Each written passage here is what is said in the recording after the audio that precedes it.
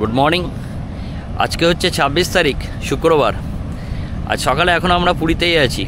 আমার এরকম ড্রেস কারণ পুরীতে বৃষ্টি শুরু হয়েছে টিপ টিপ টিপ টিপ। আর আমরা এই মুহূর্তে আছি পুরীর ব্লু ফ্ল্যাগ ব্রিজে।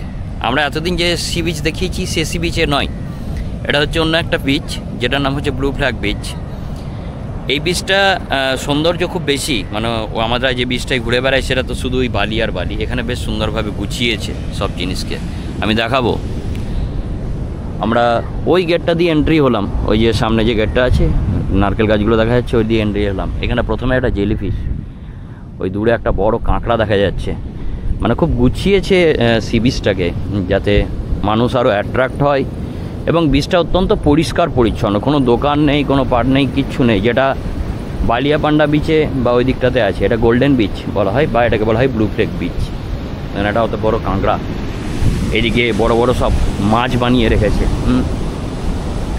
অনেক মাছ, ফিশ, এত বড় বড় সব মাছ বানিয়ে রেখেছে। সমস্যা করে দিয়েছে আমাদের আজকে সকালের এই বৃষ্টিটাতে আমাদের এই ঘোড়াটাকে মাটি করছে।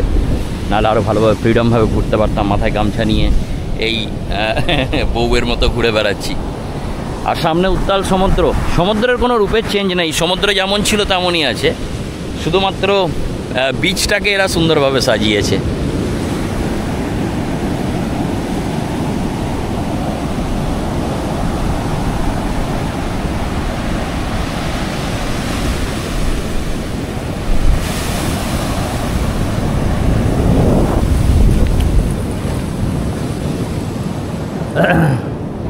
এই ছিল ব্লু ফ্ল্যাগ ব্রিজের দৃশ্য।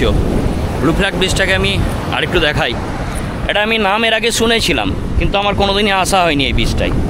কিন্তু আমরা এখন যে হোটেলটাতে আছি সেই হোটেলটার নাম হচ্ছে লাগুন পার্ক হোটেল। সেই লাগুন পার্ক হোটেলটা জাস্ট এই বিচটার পাশেই। তো তারাই বললো একবার এই বিচটা ঘুরে আসুন, এটা অনেক বিউটিফুল বিচ, ওই বিচটার থেকেও আরও সুন্দর। এখানে সুন্দর সুন্দর অনেক কিছু লেখা আছে। কি লেখা আছে আমি বানানটা পড়তে পারলাম না, কারণ হচ্ছে বানানটা থেকে দু একটা লেটার হয়তো উঠে গেছে।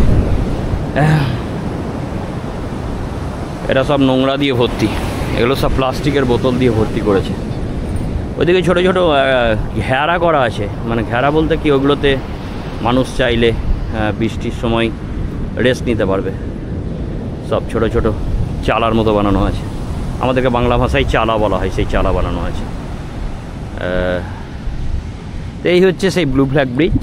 এই ব্লু ফ্ল্যাগ বিচে একদম দিগন্ত জোড়া শুধুমাত্র, এবং এই বিচটার সবথেকে সৌন্দর্য হচ্ছে এখানে ছবি তোলার জন্য, ভিডিও করার জন্য, বা অন্যান্য ভিডিওগ্রাফিক অ্যাক্টিভিটির জন্য খুব সুন্দর এই বিচটা। বৃষ্টি পড়ছে, আমার ক্যামেরা অর্ধেক ভিজে গেছে, যদিও এটা ওয়াটারপ্রুফ, কোনো চিন্তা নেই, তবুও মায়া লাগছে, তাই আর বেশি রেকর্ডিং করছি না। বৃষ্টি না পড়লে হয়তো আরও অনেক কিছু করতে পারতাম, তখন কি আর করা যাবে, প্রকৃতি বিরূপ আজকে আমাদের উপরে। না বলছে জগন্নাথদেব আর একদিন থেকে যায় জানি না, কিন্তু আমাদের ওইদিকে রামেশ্বরম ট্রিপের প্ল্যানিং ভেস্তে যাবে, অনেক দেরি হয়ে যাবে, তার জন্য আর থাকতে পারবো না, আজকে বেরিয়ে যাবো। এরপরেই একটু টিফিন করবো, এখন 8টা বাজছে, টিফিন করে বেরিয়ে চলে যাব রামেশ্বরমের দিকে। প্রথমে যাব আমরা ইয়ের দিকে, নীলমাধবের দ্বীপে, ওখান থেকে আমরা বেরিয়ে যাব রামেশ্বরমের দিকে। যাই হোক, দেখতে থাকুন, আমিও দেখাতে থাকবো। একবার সমুদ্রের জল দেখিয়ে দিই ভালো করে। আমার মা এখানে খাওয়াতে শুরু করেছে।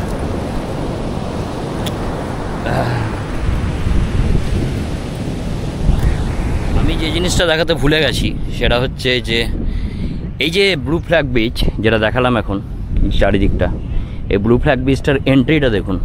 এটা অ্যাকচুয়ালি বিচই নয়, বিচের আগে একটা পুরো একটা গার্ডেন বানানো আছে, আমাদের যেমন গান্ধী পার্ক ওরকম একটা পার্ক বানানো আছে। সেই পার্কটা, আকাশের অবস্থা দেখে বুঝতে পারছেন কেন আমি প্রবলেম হচ্ছে, গামছা টামছা ঢাকা দিয়ে আছি, যে বিশাল মেঘ, এখানে বৃষ্টিও হচ্ছে ভালোই, ঝিপঝিপ আসছে, আমার মনে হচ্ছে এবার মুষলধারায় আসবে।